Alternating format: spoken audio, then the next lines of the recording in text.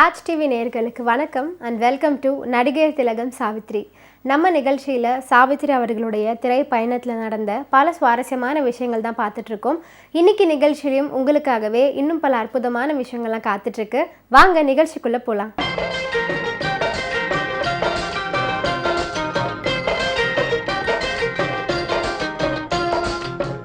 1962 பீம்சிங் இயக்கத்தில் ரங்காராவ், கண்ணாம்பா, நடிகர் திலகம் சிவாஜி கணேசன், தேவிகா, ஜெமினி கணேசன், சாவித்ரி, சந்திரகாந்தா, சந்திரபாபு, சுகுமாரி, இன்னும் பல அற்புதமான நடிகர்கள்லாம் நடித்த பந்தபாசம் திரைப்படம் ஒரு அருமையான குடும்ப சித்திரம். வலம்புரி சோமநாதன் அவர்களின் கதையில் சாந்தி ஃபிலிம்ஸ் நிறுவனத்தின் சார்பில் பெரியண்ணா அவர்கள் இந்த திரைப்படத்தை தயாரிச்சிருந்தார். மெல்லிசை மன்னர்களான விஸ்வநாதன் ராமமூர்த்தி இசையமைச்சிருந்தாங்க.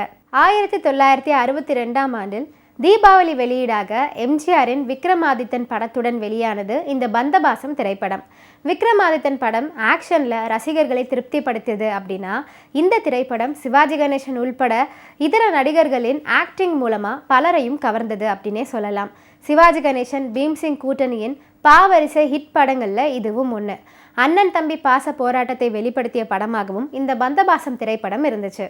எம்ஜிஆர் படம் வெளியாகும்போது அந்த இடத்துல சிவாஜி படம் எப்படி வெளியாகாமல் இருக்கும்?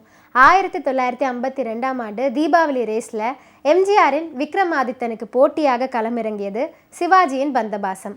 ஒரு புறம் எம்ஜிஆர் அவர்கள் வாழ் சுழற்றி கொண்டிருக்க, இன்னொரு புறம் சிவாஜி பாச போராட்டம் நடத்தி கொண்டிருந்தார். பெரியண்ணன் சாந்தி ஃபிலிம்ஸ் தயாரிப்பில் பிதாமகன் இயக்குனர் என்று போற்றப்படும் பீம்சிங் இயக்கத்தில் அன்றைய தினம் வெளியானது பந்தபாசம். இது ஒரு குடும்ப திரைப்படமாக போட்டி களத்தில் நின்றது. சிவாஜியிடம் அவரது ரசிகர்கள் என்ன எதிர்பார்ப்பாங்களோ அதை அவர்களுக்கு வழங்கியது இந்த பந்தபாசம் திரைப்படம்.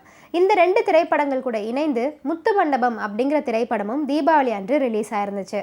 இந்த 3 படங்களுமே 3 ஸ்டார்களின் படமாக 1962 வெளியாகி பொதுமக்களை மகிழ்வித்தன. பந்தபாசம் திரைப்படத்தில் இடம் பிடித்த பல அற்புதமான பாடல்களில் ஒன்று தான் நித்தம் நித்தம் அப்படின்னு தொடங்கும் பாடல். இந்த பாடலுக்குண்டான வரிகளையும் கவிஞர் மாயவநாதன் அவர்கள் தான் எழுதியிருக்காரு. பாடலை வெண்கல குரலும் சீர்காழி கோவிந்தராஜன் அவர்கள் பாடியிருக்காரு.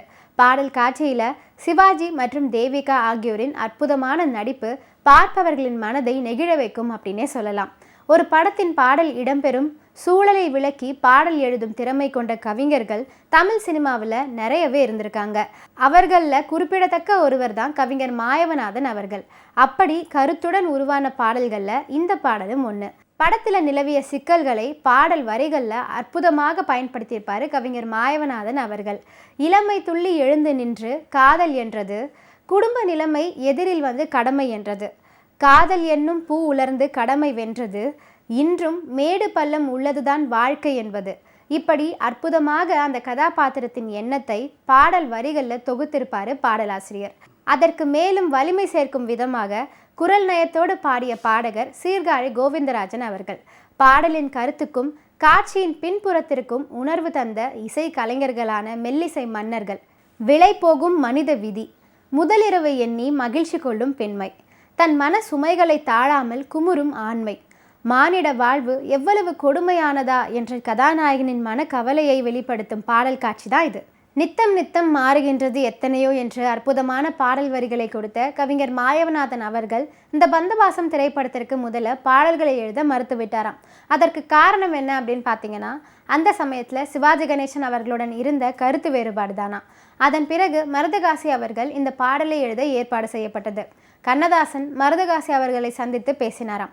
அதன் பிறகு மருதகாசி அவர்களும் பாடல் எழுதாமல் தன் சொந்த ஊருக்கு சென்று விட்டாராம். அந்த சமயம் சிவாஜி கணேசன் அவர்கள் வெளிநாடு சென்றிருந்த நேரம். சிவாஜி கணேசன் சகோதரர் நடிகர் திலகத்திடம் தொலைபேசியில் இந்த விஷயத்தை சொல்ல, அதன் பிறகு மாயவநாதன் அவர்களை வைத்து இந்த பாடலை எழுதுமாறு சிவாஜி கணேசன் சொன்னாராம். அதன்படி எல்லா பாடல்களையும் மாயவநாதன் அவர்களே எழுதியிருக்காரு. இந்த விவரங்கள் அனைத்தையும் மருதகாசியின் திரையுலக சாதனைகள் என்ற புத்தகத்தில் அவரது சகோதரரான பேராசிரியர் முத்தையன் அவர்கள் குறிப்பிட்டிருக்காரு. இன்னைக்கு நம்ம நடிகர் திலகம் சாவித்ரி நிகழ்ச்சியில் பல சுவாரஸ்யமான விஷயங்கள்லாம் சொன்னேன். இதெல்லாம் கேட்டு ரசிச்சிருப்பீங்கன்னு நினைக்கிறேன். இந்த நிகழ்ச்சியை தொடர்ந்து பாருங்கள். நன்றி, வணக்கம்.